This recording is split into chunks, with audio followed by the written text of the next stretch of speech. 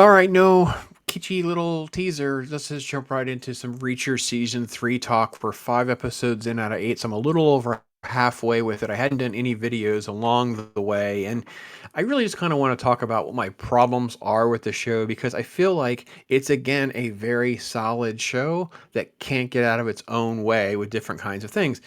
Alan Rickman returns as Reacher. He's caught up in Maine with this little cat and mouse type story, but we get off to an odd start with how they kick off the first episode.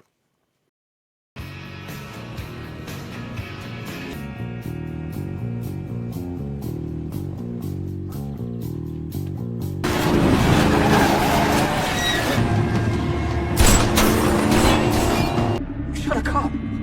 I didn't know. I thought he was So pulling a there's a gun. quick little intro that we get with this kid, and they have this where Reacher is in this record store, and then there's this like shooting, and the kid's running into the other vehicle, and this is what's happening. He literally shoots a cop and all this, and then we spend the rest of that episode explaining how this was all set up, and it's them putting Reacher in this sort of crime syndicate, working with this woman. And hey, by the way, it's not drugs. It's this lady. And this lady, it's unbearable. I don't know what to say. I I understand the source material. I've read enough now because I had to look some of this up. What is actually like creative liberty and not? Some of you are big fans of the show, can correct me, but for the most part, I get the general gist of it. I just could not tolerate her main accent because it kind of comes and goes. Like, I'm really sorry, I couldn't do it. It was just, it's terrible. And for some reason we keep, she's awful. Like, she's breaking every rule, every law. They catch this person. They've been holding him prisoner for the 5 episodes. They have a big shootout situation. In one scene, she drops her badge. They do other things, and then they have this laptop they're driving around. No one has thought that this laptop could be tracked, or everything about it is just dumb to me.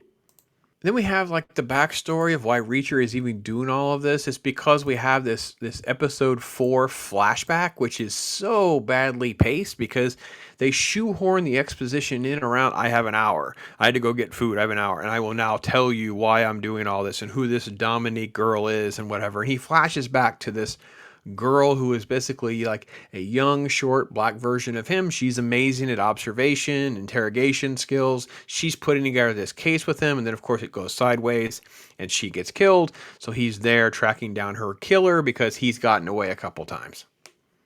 And we get Anthony Michael Hall as sort of like this guy that they're after. And reality is, they can't quite figure out what to do with him. He's never really on screen long enough to know how are we supposed to feel. He's never menacing. He's not fatherly, but he cares about his kid.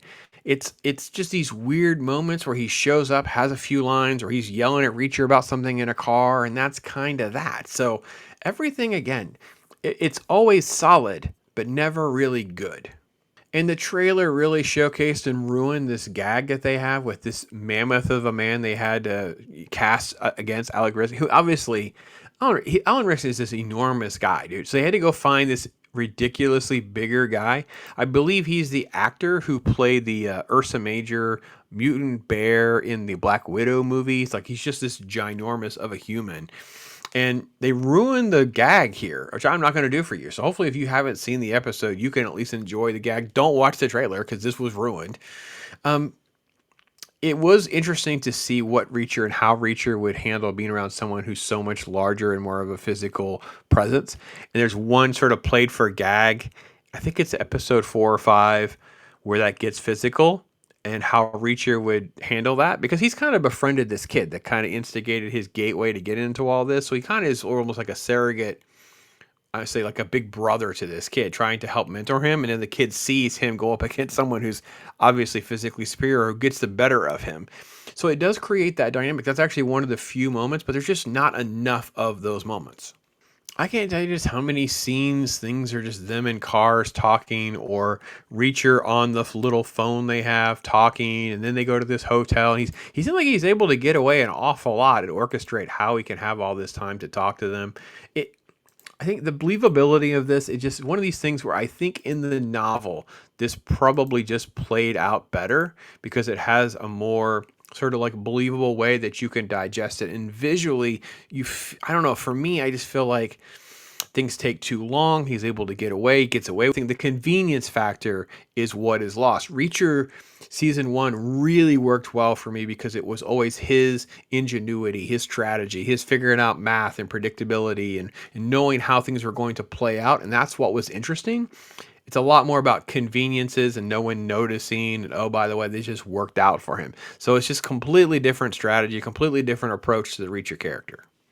There's a little bit of action. There's a few stunts. Really haven't had the whole love affair thing yet in this season, but I'm sure it's coming. It was teased in the trailer. There's a moment where you think it's going to happen. You think there's going to be some of these kinds of things that are going to show up, but it's not really there. Overall, I think that I enjoy the show. I'm having a good time with it. But at the same time, I'm not going to pretend to you that it's a great show or that it's going to be something that we're all going to be talking about, a year from now. It's just not. It's going to be one of these things where it's going to end. We're all going to be okay with it. I feel like it's going to be a C plus, a B minus kind of show for me. It's like a 3 out of 5. It's going to be an okay show. Kind of similar to season 2 with so far a lot of different problems. Season 2 is riddled with like girl power stuff and all sorts of things that don't make sense. Like, again, convenient stuff, the helicopter thing in the finale, all that was just, I thought, a terrible way to end the season. But overall, I wouldn't mind watching season 2 again. Season 1 was way superior to both these seasons, and unless something dramatically changes, I don't see how this season's going to be saved. All right, so overall, that's my take on it. It's sort of like a very solid show, but nothing great. I'm sort of meh on it. Like, I don't have a problem watching it. Wouldn't totally hate watching it again. I hope it gets a little bit better.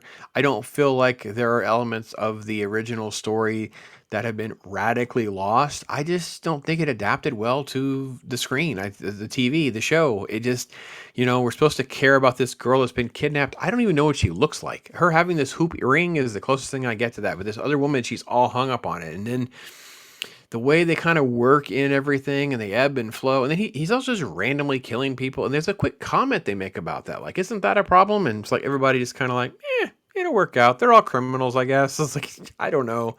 I feel like the moral compass of the show has totally been thrown out the window.